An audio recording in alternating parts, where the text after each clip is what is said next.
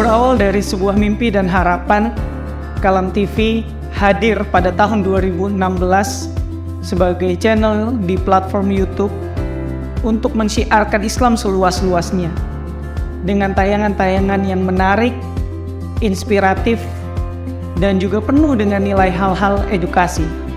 Kami membangun ini dengan kerja keras dan komitmen bersama dengan para pemuda yang juga memiliki kesadaran yang sama tentang kewajiban berdakwah. Kualitas yang tampil di layar kaca merupakan bentuk keseriusan kami dalam bekerja dan bertumbuh guna untuk bisa memberikan yang terbaik untuk umat muslim. Secara konsisten kami menyajikan tayangan seputar dunia Islam yang diantaranya diskusi keislaman, berita tentang dunia Islam dan kajian keislaman secara live untuk membantu kaum muslimin yang berhalangan hadir secara langsung untuk menyimak kajian di masjid-masjid yang mulia. Kini, dengan mudah masyarakat muslim dimanapun mereka berada bisa melakukan tholabul ilmi hanya dengan menekan satu tombol dalam gadgetnya. Kurang lebih ada 20 tayangan live streaming dalam sepekan yang akan membantu masyarakat muslim Indonesia khususnya dan dunia pada umumnya menyaksikan kajian dengan mudah dan menyenangkan di channel YouTube Kalam TV. Langkah ini kami ambil sebagai upaya untuk memberikan kontribusi tayangan-tayangan yang bernilai positif di jagat maya Indonesia khususnya. Dengan ini semua, kami menyadari bahwa tidak ada dakwah tanpa tantangan. Pada tahun 2019, kami mengalami tantangan dalam berdakwah di platform YouTube ini. Channel yang sudah kami bangun dengan setidaknya sudah dinikmati oleh 40-70 ribu subscriber, dengan pertumbuhan 1000 subscriber per harinya dan jutaan kali tayang, harus kami ikhlaskan karena terkena hack oleh pihak-pihak yang tidak bertanggung jawab. Kami berharap pihak YouTube bisa membantu kami, akan tetapi kami sadar jika Allah sedang mengajarkan kepada kami tentang arti sabar dan terus berjuang. Setelah hal tersebut terjadi, tidak memutuskan semangat kami untuk mensiarkan Islam. Kami bangun kembali channel Kalam TV ini dan sampai saat ini telah dinikmati oleh 33.000 subscriber dan diputar sebanyak 2 juta kali. Kami pun memutuskan untuk tidak memonetize channel kami agar masyarakat muslim Indonesia bisa merasa nyaman menyaksikan tayangan di Kalam TV tanpa harus diselingi oleh iklan. Keikhlasan dan kecerdasan adalah kunci bagi kami untuk bisa memberikan tayangan yang berkualitas untuk umat muslim di seluruh dunia.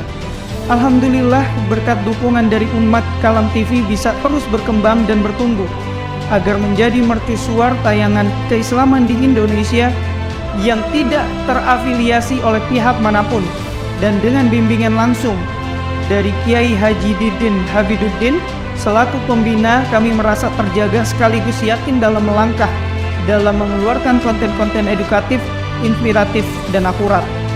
Kami mengajak kepada seluruh lapisan masyarakat untuk ikut mendukung Kalam TV dengan cara mengkoreksi saat terjadi kesalahan, memberikan ide terbaik, dan mendukung tumbuh kembangnya Kalam TV baik secara material dan moral.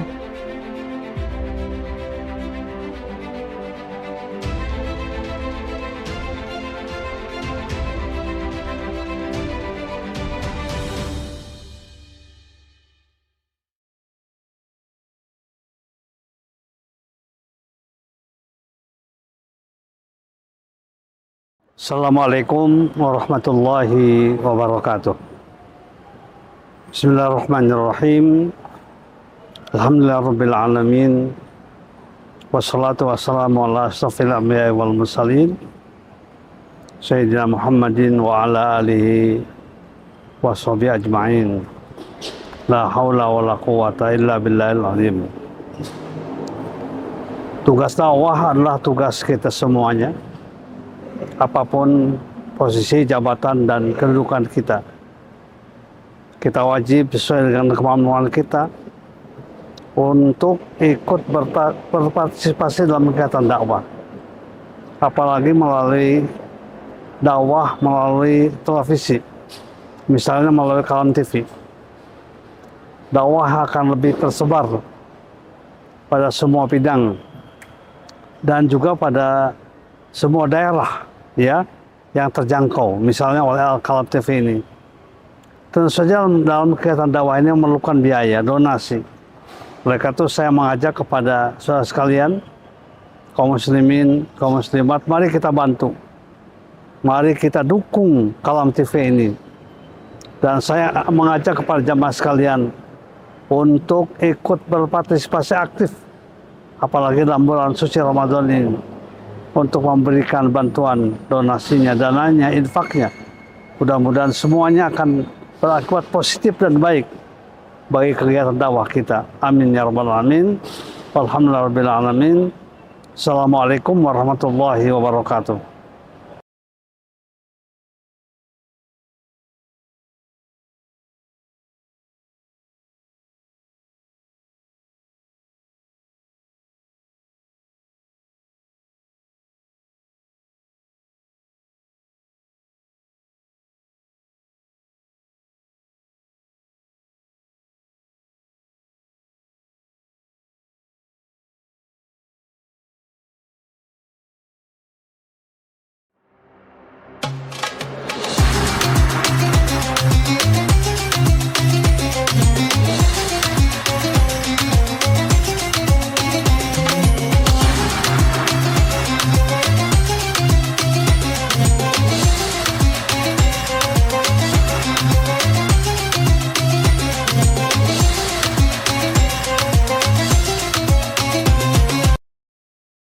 Bismillahirrahmanirrahim. Assalamualaikum warahmatullahi wabarakatuh. Waalaikumsalam. Alhamdulillahirabbil alamin. Asyhadu an la ilaha illallah wa asyhadu anna Muhammadan abduhu wa rasuluhu la nabiyya wa la rasula ba'd. Pemirsa Kalam TV yang dimuliakan oleh Allah Subhanahu wa taala. Alhamdulillah Allah masih memberikan kita kekuatan, keimanan, keislaman serta kesehatan sehingga pada detik ini, pada hari ini, masih di bulan suci Ramadan, kita masih diberikan kesempatan untuk menikmati kelezatan ibadah di bulan suci Ramadan ini. Alhamdulillah, pada kesempatan kali ini kita masih dibersamai oleh Al-Ustadz Abdul Halim, SPDI, MPDI, beliau adalah Ketua Dewan Dakwah. Ya, Alhamdulillah, beliau sudah membersamai kita. Ustadz, gimana kabarnya Ustadz? Alhamdulillah. Alhamdulillah Ustadz ya, sehat selalu insya Allah. Ustadz, sesi yang pertama dan sesi yang kedua kita berbicara fokus terhadap jihad ya Ustaz ya, jihad di bulan Ramadan. Luar biasa Ustaz ketika Ustaz memaparkan Rasulullah SAW dengan sahabatnya berjihad, berperang di dalam kondisi berpuasa, di dalam posisi yang lapar. Namun ketika Rasulullah SAW menginjak 10 hari terakhir Ustaz, itu ternyata semangatnya tidak menurun nih saja. Ya. Bahkan ada hadis katanya Rasulullah SAW itu ketika 10 hari terakhir itu mengkencangkan ikat pinggangnya.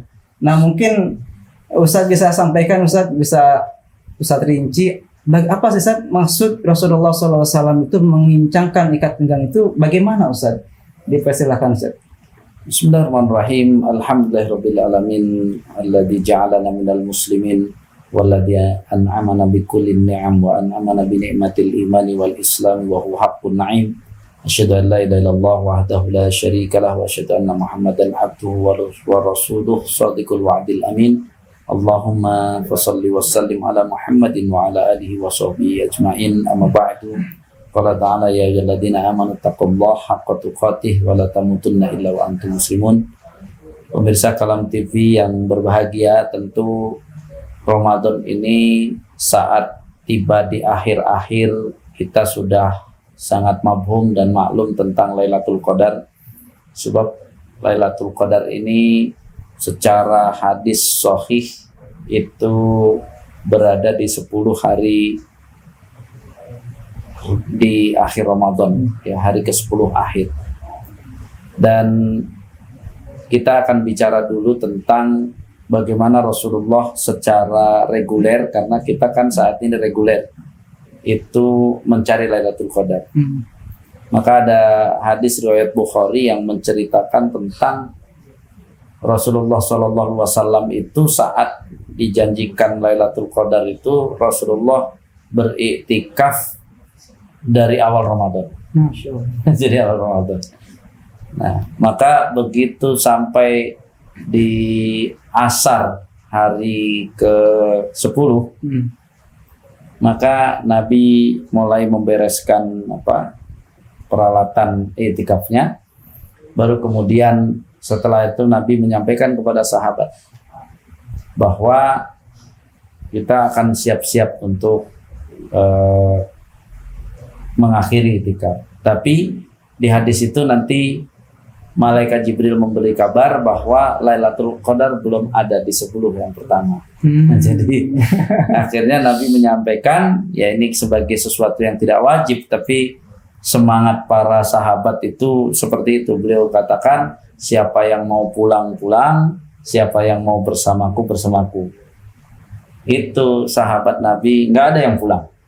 Padahal kalau diumumin di masjid-masjid kita, siapa yang ya mau pulang-pulang, orang nggak diumumin aja pada pulang. Yang ikut itikaf sedikit gitu ya. Jadi itu yang pertama. Baru kemudian dilanjutkan lagi. Berarti hari ke-11, ke-12, ke-13 sampai hari ke-20 sama Nabi siap-siap lagi untuk ya selesai, tapi Malaikat Jibril menyampaikan lagi Lailatul Qadar belum ada di 10 yang kedua. Nabi sampaikan lagi, itulah Nabi sabarnya ya. Siapa mau yang nggak kuat mau pulang silahkan pulang. Siapa yang mau lanjut, semuanya lanjut. Kalau kita diumumin 2 kali bubar semuanya. Kata Pak Ustadz juga boleh pulang. Jadi orang nggak boleh pulang aja pakai alasan, apalagi pulang. Baru kemudian semangat Nabi ya untuk meraih Lailatul Qadar di 10 hari yang terakhir. Nah di kita ini teori Lailatul Qadar masih ada berdebat. Wah mungkin tanggal 21 atau 27, 29 gitu ya. Kemudian debat ganjil. Kita yang lupa nanya itu ya, walaupun Nabi bilang ganjil, Nabi bilang 27, 29 tuh sebenarnya bisa kita jadikan rangkuman dan renungan. Seolah-olah Nabi, ya kalau yang sanggupnya sehari ya udahlah, kalau nggak 27, 29 gitu ya. Kalau yang sanggupnya 5 hari ya ambillah yang ganjil-ganjil gitu dah. Tapi yang dicontohkan Nabi nggak pernah begitu. Nabi semuanya dan nggak pulang gitu. Jadi pagi siang di situ, pagi siang malam di masjid itu untuk itikaf. Nah dari sini jelas bahkan suatu saat ya ada peristiwa yang istri beliau ikut itikaf kemudian bikin suasana masjid tidak kondusif, maka akhirnya nanti beliau pulang tapi beliau melakukan itikaf di bulan Syawal. Seperti mengqadha gitu ya. Nanti cari hadis-hadisnya, semuanya itu hadis-hadis sahih. Sehingga di dalam hal ini jadi penting sekali bagi Nabi yang sudah sehebat itu saja mengejar Lailatul Qadar dengan segala jurus dilakukan. Gitu. Jadi nggak kayak kita banyak segala jurus dijadikan alasan. Kalau ini nggak, Nabi segala jurus untuk mengejar Lailatul Qadar. Nah, jelas berarti tadi di pertemuan pertama, kedua kita sudah bahas Nabi tidak itikaf itu jika tadi kan berarti pernah peristiwa yang begitu. Selain itu Nabi tidak itikaf karena Nabi perang. Berarti kan kalau perang itu kan apa? Ya kayak itikaf aja, pagi siang berpahala jihad semua, jadi gimana? Jadi ya memang sanggup mengganti itikaf. Tapi kalau nggak ada perang Nabi pasti itikaf. Jadi saya mengajarkan keluarga dan sebagainya bukan ke saya, ini kan karena tahu, menggali kemudian berpikir, akhirnya sejak udah berapa tahun saya nggak pernah pulang ke kampung itu di bulan Ramadan, nggak pernah. Saya selalu setelah tahu itu saya pasti sampai Syawal dulu di di sini untuk tadi membiasakan beritikaf di masjid gitu ya. Paling enak itikaf di saat Covid karena sendirian. asik juga di masjid sendiri kan. Jadi itu menunjukkan bahwa itu usaha. Belum tentu Allah kasih. Walaupun kalau kita ya sebagai hambanya ya masa ya Allah nggak dikasih. Tapi kan kita nggak boleh sombong bahwa karena kita udah itikaf pasti dapat Lailatul Qadar, enggak. Tapi itu usaha. Jadi kita kan cuma bisa berusaha, bukan kita menyatakan itulah jalannya. Kalau mau dikasih nggak harus gitu, ya itu mah sesuatu yang tidak pasti. Nah makanya kalau sudah bicara jihad itu kan kita sudah sebut tadi, semua usahanya harus dihitung gitu. Mau menang atau kalah, masalah kalah menang memang urusan Allah. Tapi yang kita siapkan yang menang, jangan yang apa? Ya kalau nanti Allah mau menang. Ya kalau mau dapat Lailatul Qadar walaupun kita tidur mulu ya kan. Itu kan bukan begitu. Jadi yang dicontohkan Nabi itu sampai menaikkan ini ya, mengikat, menyingsingkan lengan, mengikat ikan yang itu untuk tadi menunjukkan bahwa bahkan saya ajarkan misalnya ibu-ibu, walaupun ada ayat ya, di dalam ayat itu kan uhillalakum lailatas siyamir rafasu ila nisaikum, wanita istrinya itu halal di malam Ramadan, maka kita katakan ya halal. Kalau tapi begitu 10 hari akhir di Ramadan harusnya apa? Ya halal, tapi ada yang lebih baik, sana ke masjid aja gitu. Jadi kalau kaum muslimin istri-istri bisa memerintahkan suaminya untuk tidur di masjid di 10 hari Ramadan, wah mungkin ada perubahan hebat di negeri kita untuk mengejar Lailatul Qadar tadi. Sehingga kalau kita sebut sahabat yang amalnya sudah banyak saja sangat membutuhkan Lailatul Qadar untuk biar punya garansi amal solihnya lebih banyak daripada keburukannya. Cuman kita yang amalnya masih gini kadang-kadang nggak semangat mencari Lailatul Qadar. Padahal Lailatul Qadar itu sama dengan 83,3 tahun. Ya, kalau kita umurnya nggak nyampe 83, ya berarti kan kita sudah apa? Sudah lebih lah. Jadi ada semangat untuk masuk surga. Karena apa? Udah punya premi ya 83 tahun yang kita bayar. Gitu. Jadi Lailatul Qadar itu. Nah, dari sini berarti kan melakukan amal yang dilakukan oleh Nabi di 10 hari terakhir itu yang bisa mengimbanginya hanya jihad. Jadi kalau kita hari ini belum bisa jihad, minimal kita bisa iktikaf yang penuh gitu. Ya, kalau memang nggak pulang, nggak usah pulang gitu. Dibolehkan pulang tuh kan kalau ya ngambil apa bekalnya dan sebagainya. Tapi usahakan basis ya aktivitas 10 hari terakhir itu adalah masjid gitu. Itu yang dilakukan oleh Nabi. Nah ketika yang tadi ya yang menghalangi Nabi untuk tidak iktikaf hanya satu jihad, yang kedua kalau ada fitnah sehingga membuat tadi ya jadi kayak urusannya jadi berat. Makanya ketika istri-istrinya datang ke masjid kemudian mendirikan tenda, Nabi itu yang disebut tadi ya seperti di kodok tadi. Artinya selama ini kan kita kadang-kadang tidak berbicara tentang manajemen Nabi dalam mendapatkan Lailatul Qadar. Jadi kita cuman ya udahlah nggak usah susah-susah ya. Toh apa namanya? Yang penting diem di masjid ya. Kalau sesuatu tidak terorganisasi dengan baik ya akan kalah kan, sampai Ali mengatakan ya kebaikan ya yang tidak al-haqqu bila nidhamin, yang tidak diatur dengan baik, yaqlibuhul batilu bi nidhamin, akan dikalahkan kebatilan yang dengan terstruktur. Jadi lawan dari mencari Lailatul Qadar itu apa? Midnight sale kan. Promo ya. Diskonnya 70. Udah jadi lawannya terstruktur banget. Bahkan apa? Wah, kalau mau ini ada apa namanya fasilitas mudik bareng gitu ya. Fasilitas macet bareng. Jadi biar di jalan-jalan di itu. Jadi artinya apa?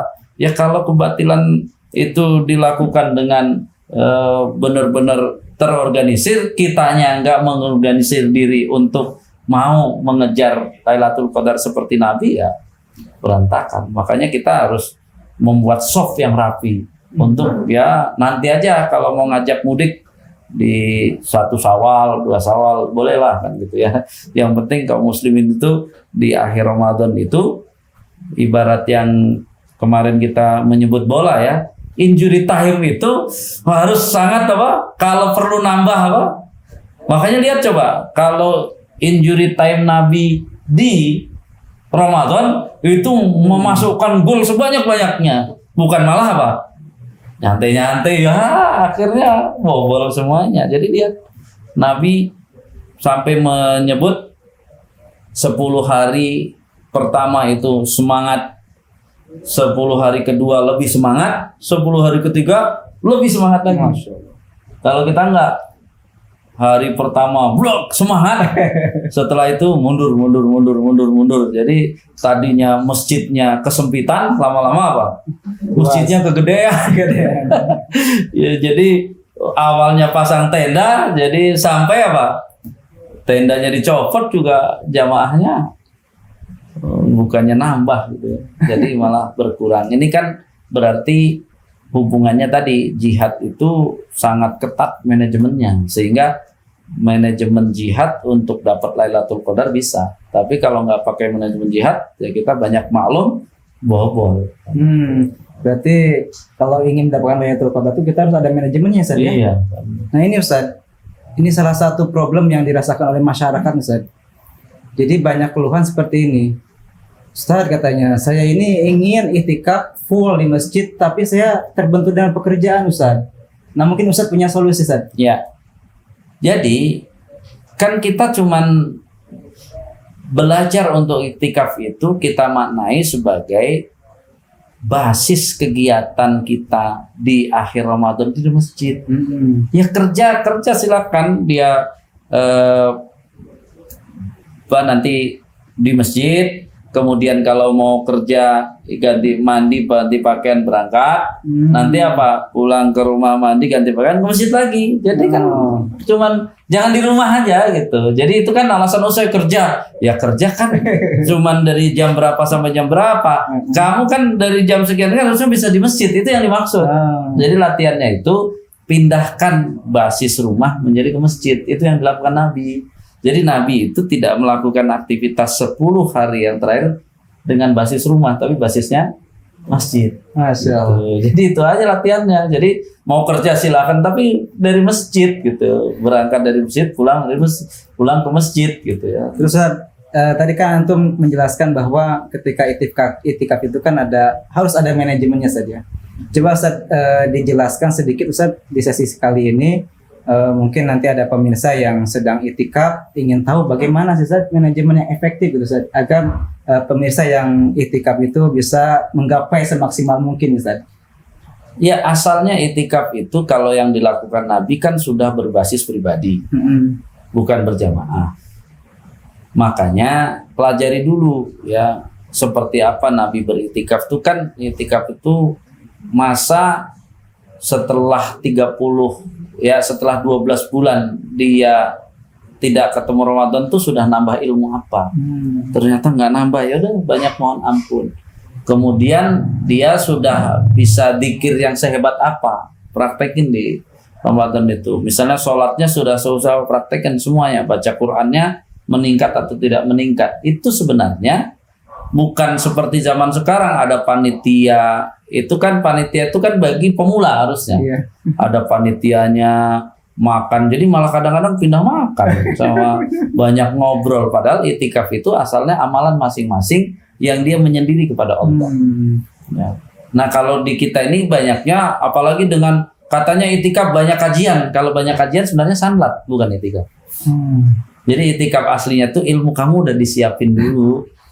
Nabi dan para sahabat itu kan berpisah setelah sholat isya, berpisah tuh malam masing-masing, nanti ketemu lagi di sholat subuh gitu. Jadi pisah lagi. Jadi sudah mempraktekkan ilmu Islam yang didapat selama 1 tahun.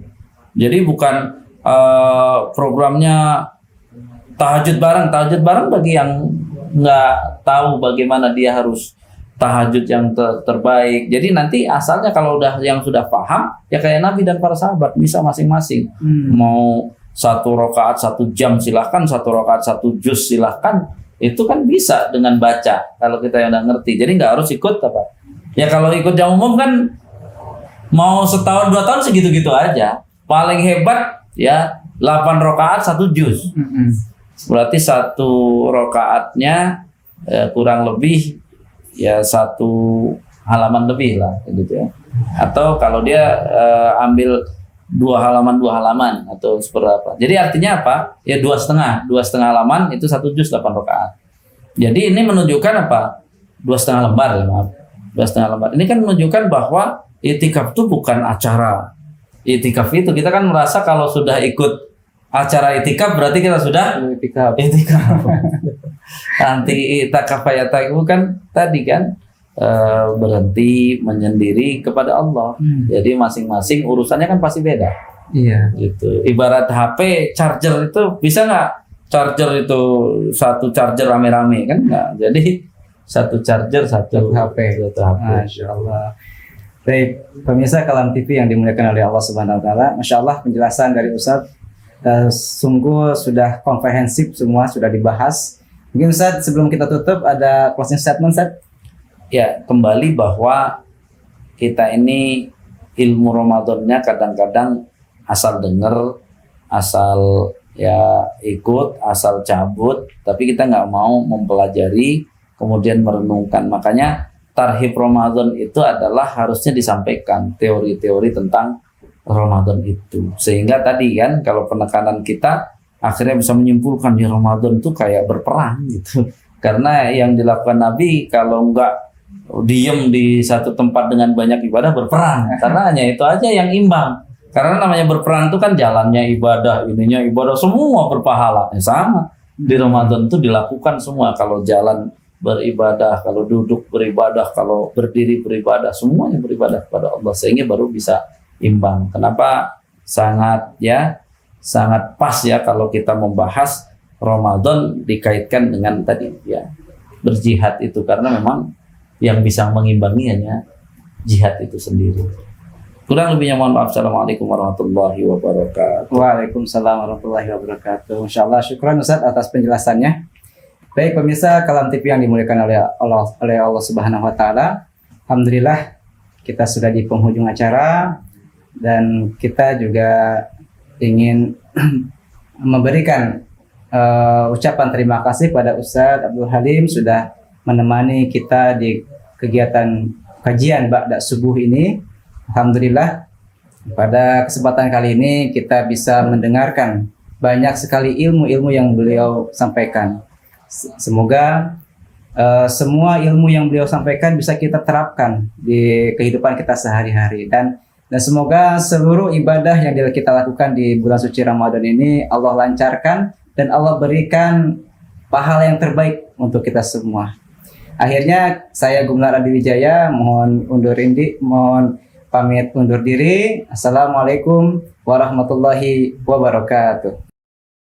Bismillahirrahmanirrahim. Assalamualaikum warahmatullahi wabarakatuh. Teman-teman yang dirahmati Allah, yang lagi haus-hausnya sama ilmu, pengen tambah dekat sama Allah, mencari tayangan kajian yang berkualitas, maka tinggal buka aja YouTube, di search Kalam TV. Berkah di situ semua. Banyak kajian dari guru-guru kita dan pasti bermanfaat buat iman kita insyaallah. Tonton di situ. Barakallahu fikum. Assalamualaikum warahmatullahi wabarakatuh.